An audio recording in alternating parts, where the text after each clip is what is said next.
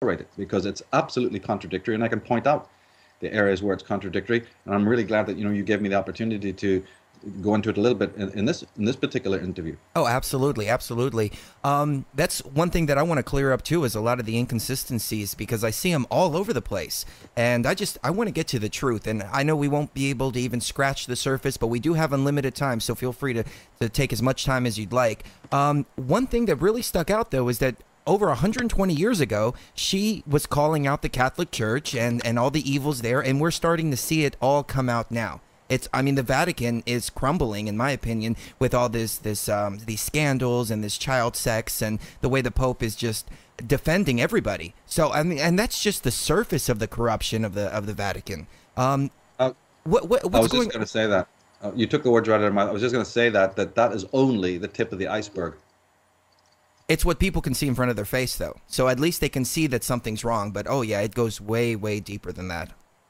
That's right, and people need to pick up the works of Baron Avro Manhattan.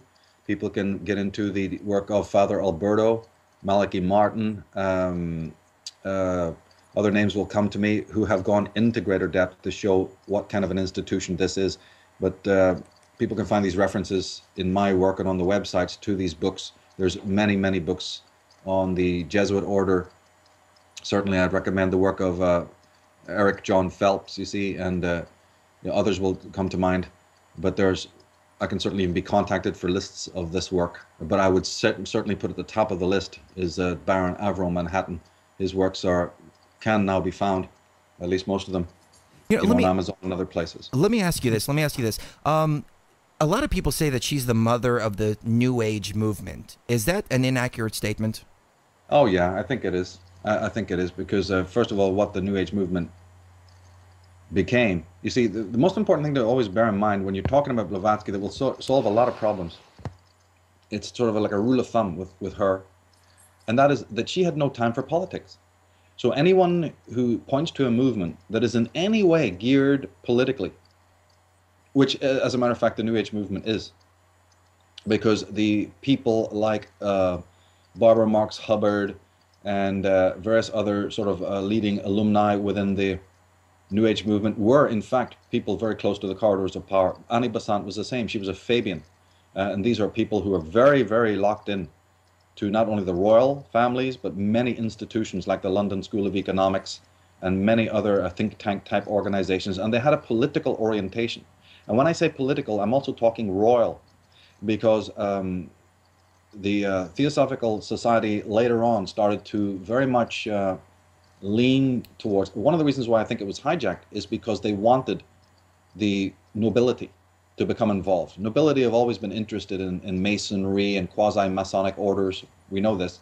And so the Theosophists started to pander to these guys even more.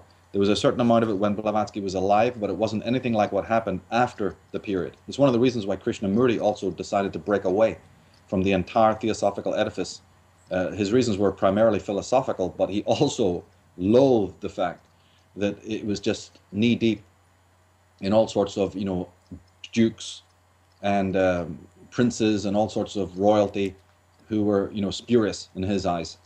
And I believe that Blavatsky, like Krishnamurti, had no time for politics. They didn't see any legitimate connection between occultism, mysticism, the journey of selfhood, and politics. To them, they were completely the opposite. One was like the spawn of the devil to them, the real evil, so to speak. Yeah. And the other was, an intellectual, spiritual concept.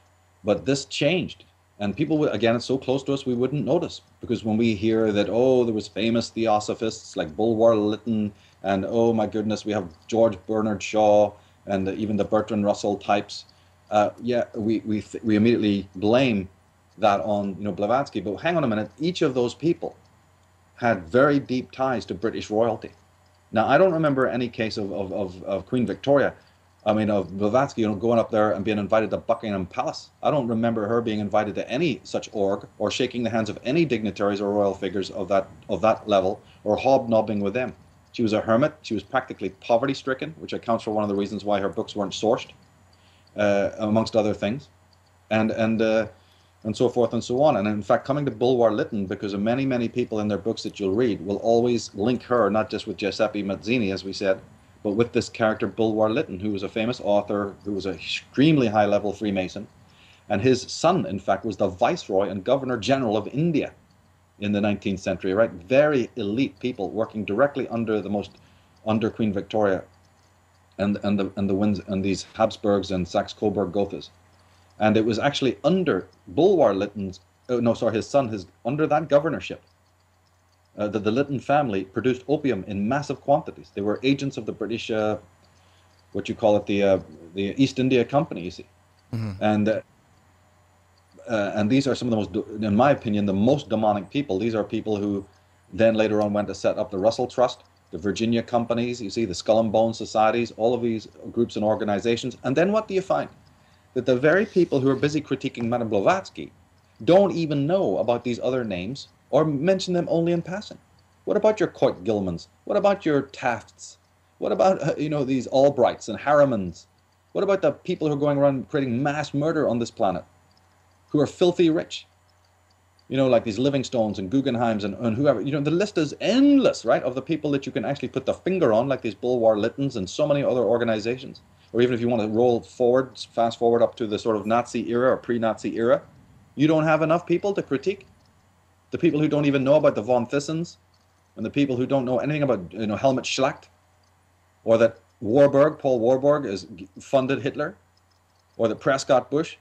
Of course, some of this information is slowly coming out now. Right, the Union Banking Corporation. The names of the prime movers, right, in the world conspiracy are absolutely, the list is like filing cabinets long. And you'll find these books of authors who never even mention this, but it's Blavatsky this, Blavatsky that, all the way through their books. It's pathetic. She arrived in New York penniless, right? Sure. She traveled all over the world penniless. Let me ask you this, though. I heard that she came from a wealthy family, though. Is that not true?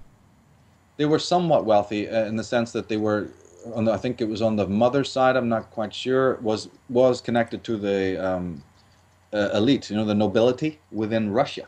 But that doesn't mean that they were rolling in wealth. They were descended from nobility. And her mother, in fact, was a sort of a child prodigy herself, a very famous writer who, she died at like 28 years of age, her mother. But in that time, she'd already written like a dozen novels and was considered like the George Sand of Russia. And I think her father had a post, it was originally from Germany and had a pretty good job and had come and settled in Russia. So yeah, they lived, they were comfortable. And her grandparents also had a very, very, very large library, which played a great role in the girl's life because, she and her sister also became a very well-known novelist. So literature was in their family. And this big, big library that her grandparents owned played a huge role. And right where she lived, in fact, there was I think he was like 100 years old. He was the local Russian sage, this kind of seer or prophet. And he always said that, that Madame Blavatsky, Helena Blavatsky, would go on to do amazing things and she was special and not like everybody else. And again, that brings us back to another interesting point, which connects to controversy in the world. When you are a genius, and remember, contradictions, by the way, are the hallmark of a genius. I know how people haven't really been able to swallow this yet.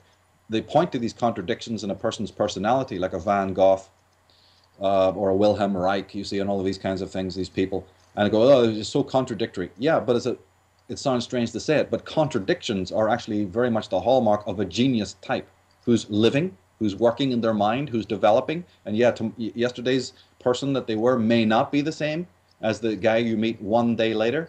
Well, what's to compete with that? The guy that you meet 10 years ago and he's exactly the same when you meet him again.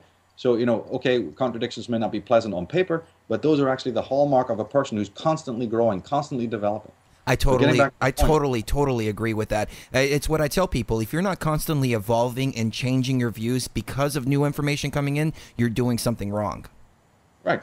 And then getting back to Blavatsky, you see, this is a woman as well. Hey, not only that, she's not just a normal introvert, a normal prodigy, a normal sort of a scholarly person who doesn't want to get married and doesn't want to, go to work in a factory or join the military or, anything else that these families encourage people to do, right?